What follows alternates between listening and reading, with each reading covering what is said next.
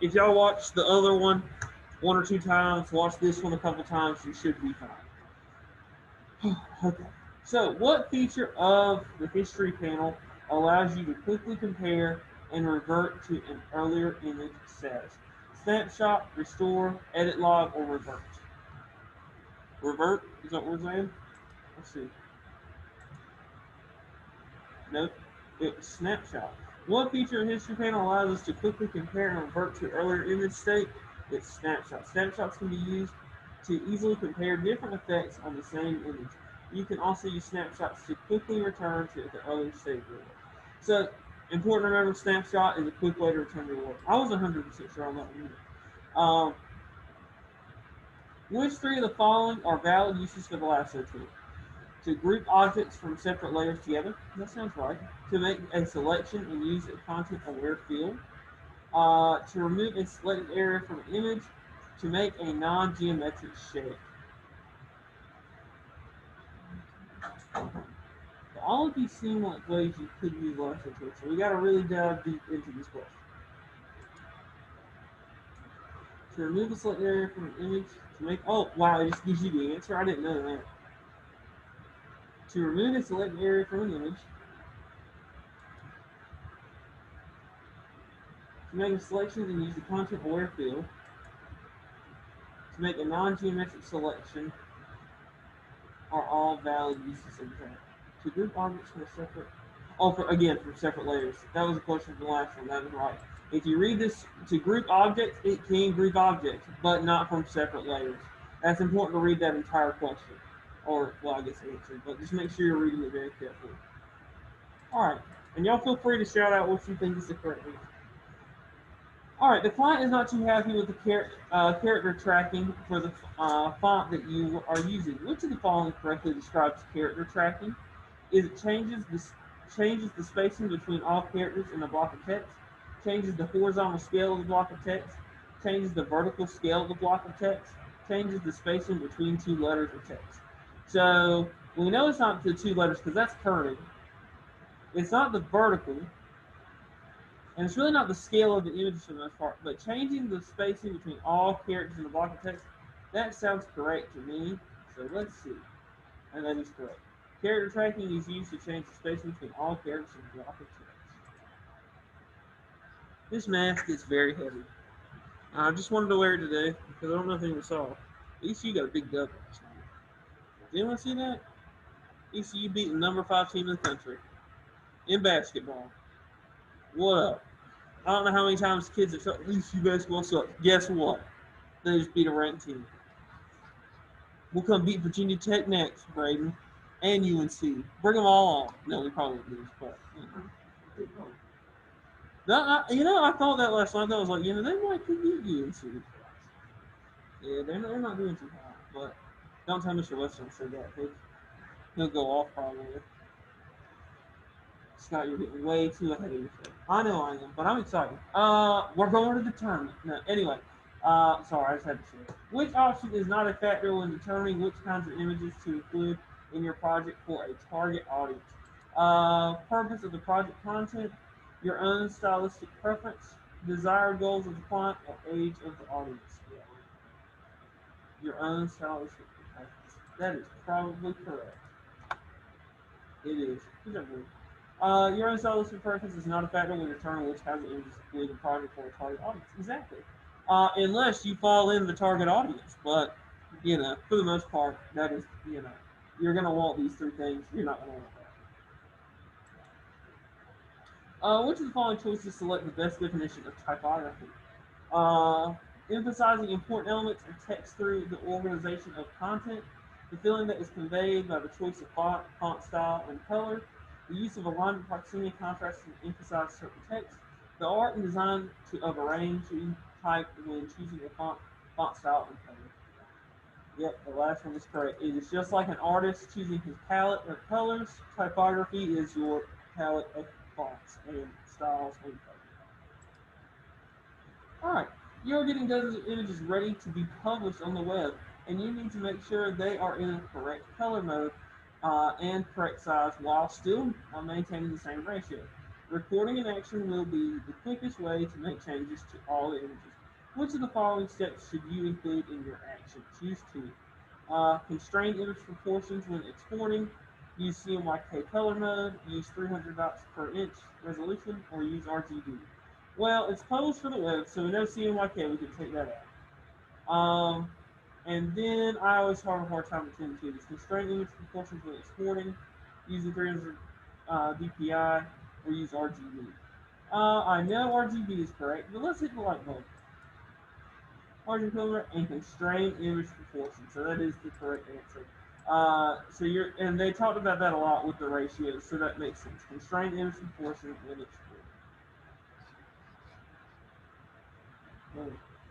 That's good. Okay. All right. Next question.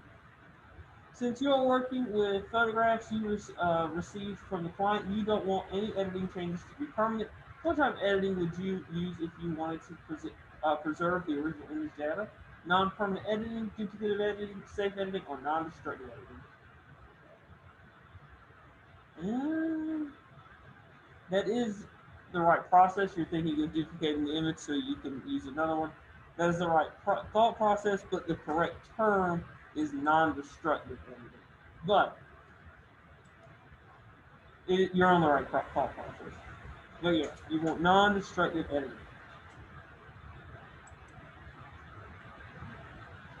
All right, the client is not too happy with character tracking. What? Did we just answer this? When y'all did it yesterday? That's weird. But yes, you are changing space between all cases and all cases. We already did that. That's weird. Which of the following options is a added benefit of using linked smart objects over just using smart objects in Photoshop? Non-destructive transforms can be applied without losing the original image quality. Non-destructive filters can be applied at any time. The layers panels can be filtered by smart objects. Smart objects are automatically updated when the source file is changed. This is a hard one, and I don't know the answer. The last one. When you are using the linked smart objects are automatically updated and the source file is changed. That doesn't make sense. Because these are just kind of some basic definitions, not why linked smart objects are needed. Alright. So, which of the following demographics are most important when considering the target audience for a website that sells eyeglasses? Ethnicity, age, gender, occupation, or residence? Well, definitely age is going to be one. And maybe occupation? Is gender the answer? That's weird. Yeah.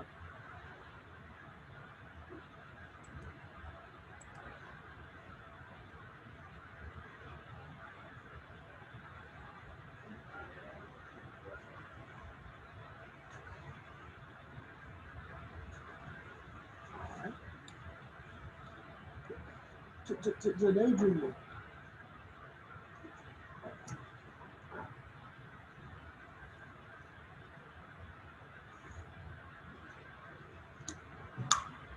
Y'all ever watch Billy Madison? Great movie. I watched something recently that when he has the dodgeball scene, he's throwing the dodgeball at little kids. He actually was throwing it as hard as he could at the kids, and like the director had to like cut because the kids started crying, so they had to cut it. And when they asked Adam Sandler about it, he just said it's funny to throw things at kids.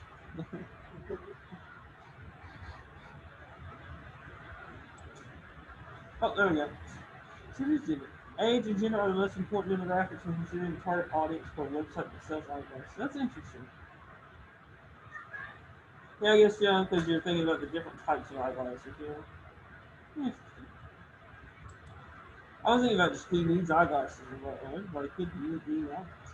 Next, correct definition term relates to typography, character, options of Photoshop.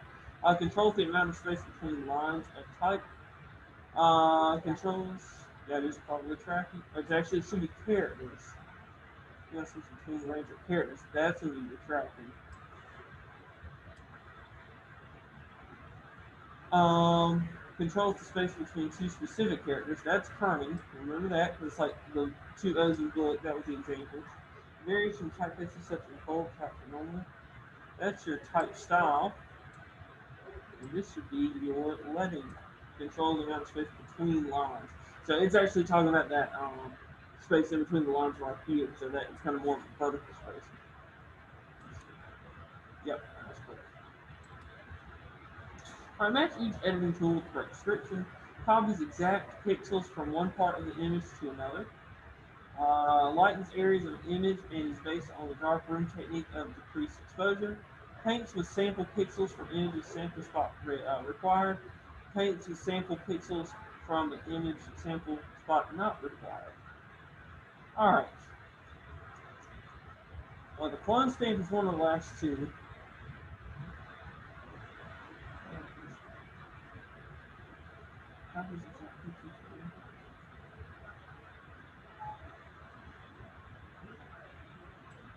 I'm going to assume that this is the dodge tool. And now we got to decide between these. Actually, I think this one, this one, and this one. I could be wrong though. Let's see. I was wrong. I missed this here. So the spot healing brush, you want when you're not in sample spot not required. It literally sample spot not required. You would think if it said sample spot required, that would be the spot healing brush. Miss Haddock, what is up with this question? This is kind of odd. Paints with sample pixels from an image sample spot required. It's the healing brush tool. But the sample spot not required is the spot healing brush tool. I don't get it. I don't know. Because we were sitting here, we did this exact question, and they were like, why does that make sense?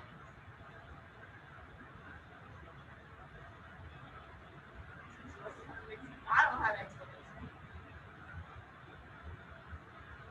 Mr. West is the OG Photoshop movie. I think it has to do with the functionality. See, even when I'm using it, spot healing brush just pulls it from where you're at. You don't have to select it. Yeah. Or your spot healing brush, I don't use it a whole lot. This healing brush just does what I need it to, and I just keep going. Like,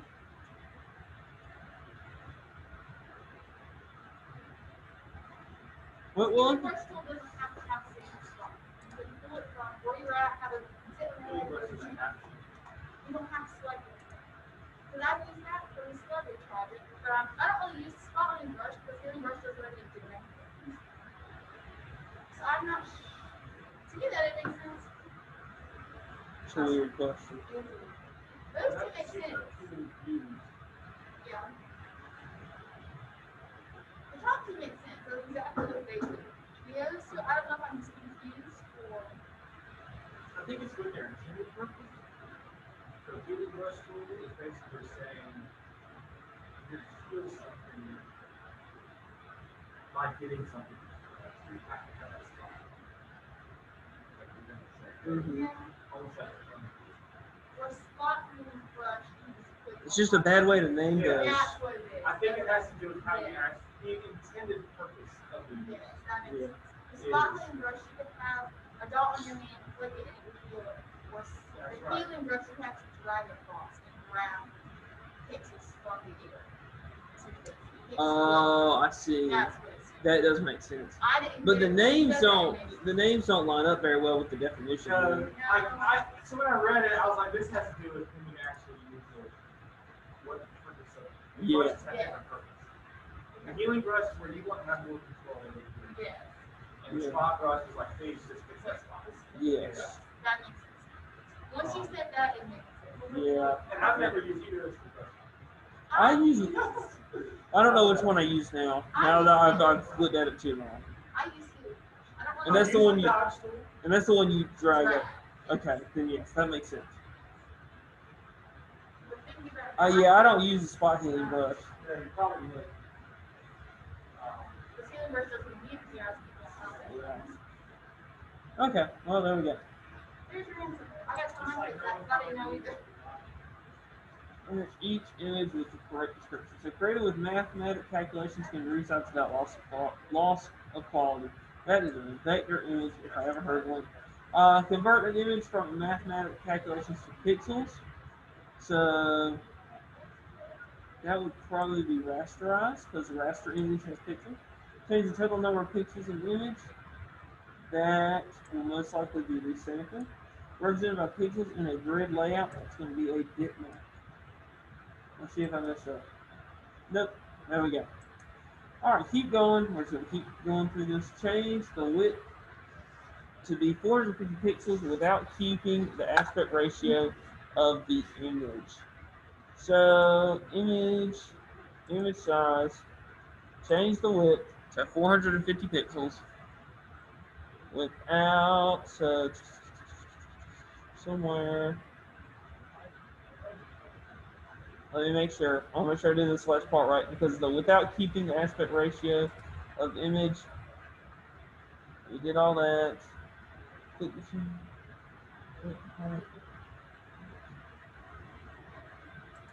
There we go. And that should be it. But, yep, so we just need to make sure we click that little chain thing so they won't leak. Create a new document with HDV 1080p video that has a transparent background. We did this one the other day, so if y'all are good, I'm going to move on from this one. We'll just keep going to the ones that we haven't done. Create a new image size preset with 672 and height 480 and name it photo. Again, we did this one yesterday, but just let's make sure we remember under file, you're going to go to new, in the new document dialog box, you're going to change all this stuff. You're going to save the preset. Make sure, again, last call to remember this, make sure you name it photo and spell photo right. Don't make any little errors with your typing. It's very easy to hit the wrong key. I've done it multiple times. So just make sure you pay attention to that.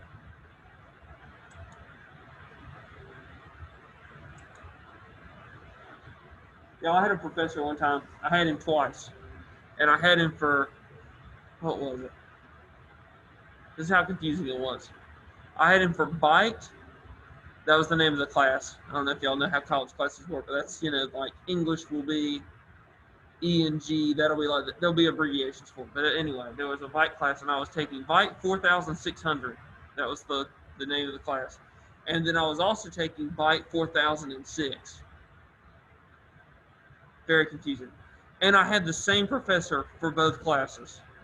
And I emailed him, and I put in the subject like I was supposed to. Well, I got confused, and I accidentally did 4006. And he got very mad at me in the emails and sent me back like a very nasty email. And I was like, dude, come on now. So it's easy to make a mistake. I'm not that mad about it, but they're like my professor. You got to make sure you say it right because they're gonna be mad. Still to this day, I don't understand why people say that. Like, I've got you for both classes, dude. Just calm down. Alright. Next. Change the font of the word brochure to Calibri with the size 24 point. Very easy stuff again. You type on this text right here, go to here, and change right here. I can't really see. Yep. And then change the font to 24. I think that's it.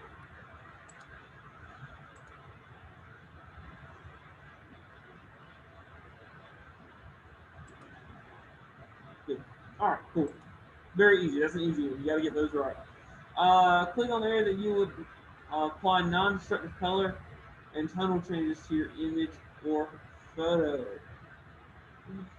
Well, it's not A, and it's not B, so it's got to be between C and D, and I'm pretty sure it's D. Let's see if it, yes, D is the correct area. So yeah, that's where you're going to be changing anything about your photo. You're going to apply non-destructive and color tonal changes, things like that. So that's a lot of like your filters, things like that. Create a new library name, shape, and add a purple circle graphic to the new library. We did this the other day. Nothing too hard. In the libraries panel, click the drop down that says My Library, select Create New Library. Very simple. Um, show the recent colors and swatches panel.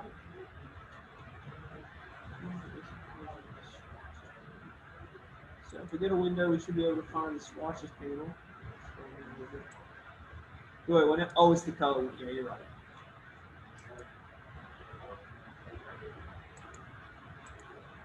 And then it's recent colors. That's it. All right, I'm actually gonna need some help on this one. This one seemed very simple, but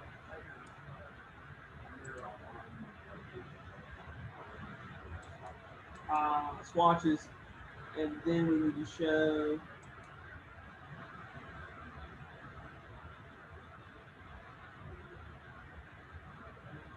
Yep, there we go. That should be it. Yeah. Thank you for the. That's what we were in the colors panel, not the swatches. Export the Apple layer as a JPEG or a certain image Apple, except all of the files. So we didn't do this when we had this exact thing, but we have not done this. So we're going to export to Apple. So File, Export. Y'all should have been doing this already if you've been using Photoshop. But you're going to export and export as.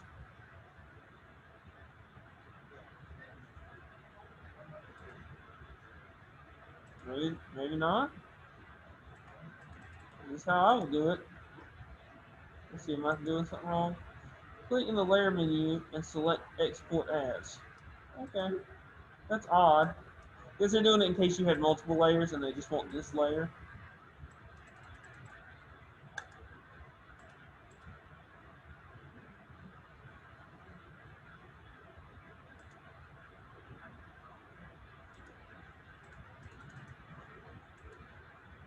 Click the layer menu and select.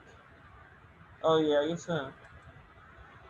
That's annoying. Because see, that's another one of those things where I never do it that way. The way I do it is I go to File and Export, but I don't know. How have y'all been doing it? When you export stuff from Photoshop? Do you get a file or you get a layer? Yeah, file. Yeah, file makes so much more sense. But whatever. Export as. I guess they just want you to know how to export the certain layer. We're gonna change this to JPEG. Name the image Apple. I think once we hit export, it should allow us to hit. We're gonna name it Apple.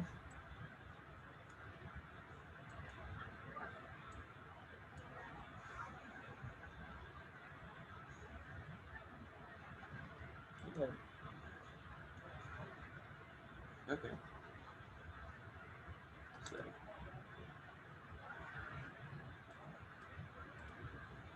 cool. Yeah. So you're gonna go to layer menu. I forget that. I'm thinking fine. You get it. Use styles preset to change the form of the circle to use a blue glass button style. Use styles preset.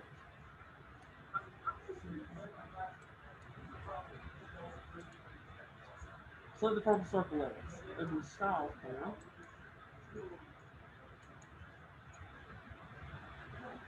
Styles. Oh, okay, it's over here. That's fine. And then it's the blue glass button.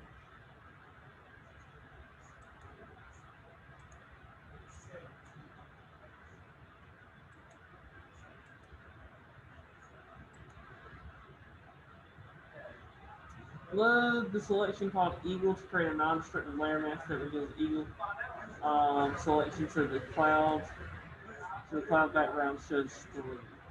Let's see. Alright, so load the selection called Eagle to create. I'm pretty sure we're going to get on one of these top menus up here. So click select. Select, and then we're going to go to load selection. We didn't do a lot of this in class, but that's okay. And we're going to look at the drop down channel. We go to clouds. Oh, actually, we're going to select Eagle. Okay. And click OK. In the layer menu, hover over the layer mask. and click reveal selection. It didn't show up on the phone.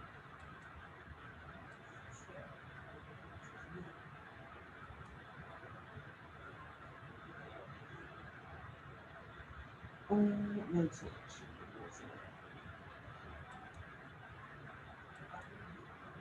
Equal. Does it say equal? Click the drop down. I'll go to the top layer. I see what you mean. I keep going to that layer. Okay, so then you're going to get a layer mask, which is right here, and you're going to hit reveal selection. There we go. Alright, cool. Moving forward.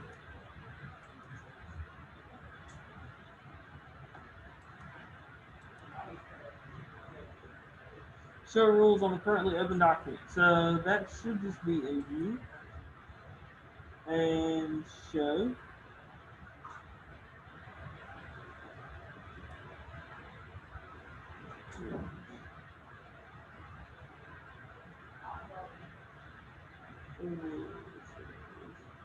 Oh, it's it. Well, what I do wrong this time, guys?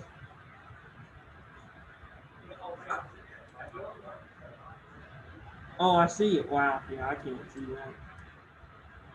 I'm not blind. I see what you mean there. Alright. Keep moving. Change the unit measurement of the stage rulers to be in inches. So as soon as we went back to where we were at, is there any other options? Let's see. Click edit menu.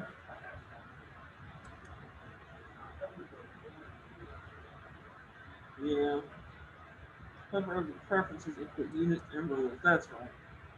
I did not mean to put that up there. So let's do the units. Okay, right here.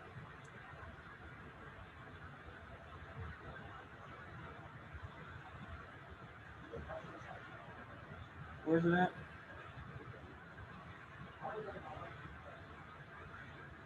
There we go. I can't see.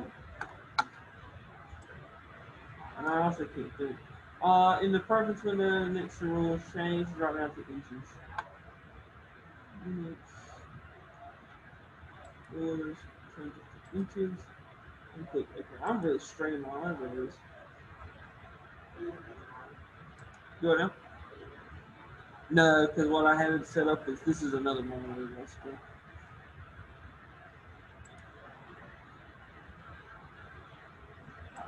I could duplicate the screen, but then that would throw off what I did right here.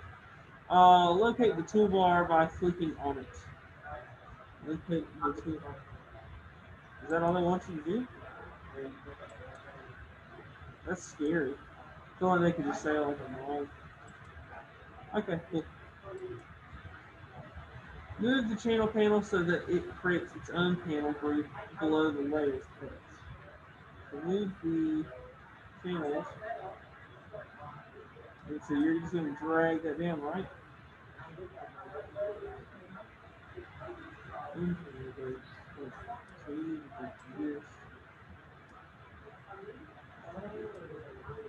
Yeah, you gotta get past that line. Okay, that's an easy one. Using adjustment panels, create a non-destructive hue adjustment for the background. Set the hue for 95. We did this the other day, but if you want, we can go here and go click hue, where's it? Hue, and you change the hue to 95. I sometimes press enter just to be sure it kind of sets it. Easy question. Unlock the background layer and rename the layer from red to pink. That's very easy. We're going to click here. Oh, it changed, didn't it? Did it double click it? Is that what you said? Cancel. I don't want this.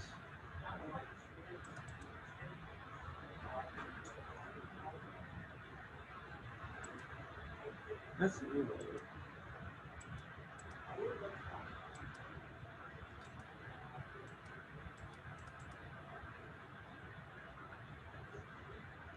Let's see what it says. Double click the background layer to unlock.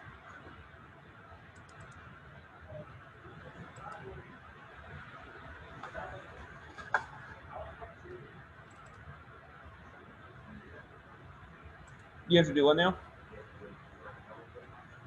Uh huh.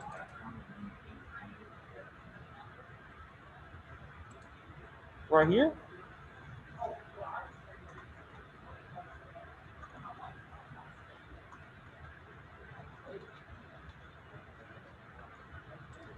That's why you. It doesn't look unlocked to me.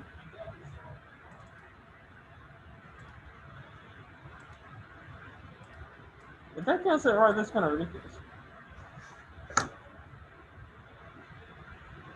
That definitely wasn't unlocked. Miss Haddock. Yeah, that's not unlocked. I don't understand. It says when you click it, it unlocks. The little lock thing is still there. But it says when you look at the help button, it says when you Yeah. double click it, it unlocks the lock thing is still there. Yeah, I don't know. I usually just hit the lock and it unlocks. This when you double click it, it pops a little window. Well, that's like the one we did yesterday, that like, or no, on Tuesday, where it was like hold the edit buttons rather than right click on them. Yeah. Like, that's stupid. Create a new group and name it Sky Layers. Assign 3 layers to the group collapse of the group. Click the Create New Group. Click the Create New Group button at the bottom of the Layers panel. So this one. What do you do? Which is right here. Yes. And then go ahead and name it. If you not name it now, it would run over to Okay. What's the name of the? Anyone else doesn't have issues with like right away? Sky Layers. I did it yesterday and it would work because we didn't name it right away. We tried to order a question. Click on the group and change the names. Hold Shift on your keyboard and click each layer. Drag all 3. There's in Sky Layer. Hold Shift and then drag them into here. Alright. And then click the arrow. We'll collapse it. Good. Save the currently open image for web, PNG. We've done this. I think you understand how to do that. You're going to go to File, and you're going to go to Export and Save for web, yada, yada, yada. Open the raw image named Eagle Flying in Photoshop and set the white balance to daylight. So let's go ahead and get help with this one. Click File menu and select Open. Select the image called Eagle Flying. Click Open. In the camera raw dialog box, change the white balance option to daylight. Daylight. Click Open, which I can barely see. And that should be it. Good. Done. Finished. I'm sure my score will not be very great because we skipped a good amount. Oh, I actually passed by skipping this. So there you go. I don't remember getting the first one wrong. Oh well, whatever. So there you go. Pretty easy. If y'all want to look over some more tests, you can. If you need to get any more work done for this 6 weeks, I would suggest you get that done. It's due the 19th, so not too big of a deal. You got another basically 2 weeks from tomorrow, but I would go ahead and get all that stuff done. All right, that's it for me today. I'm gonna stop recording.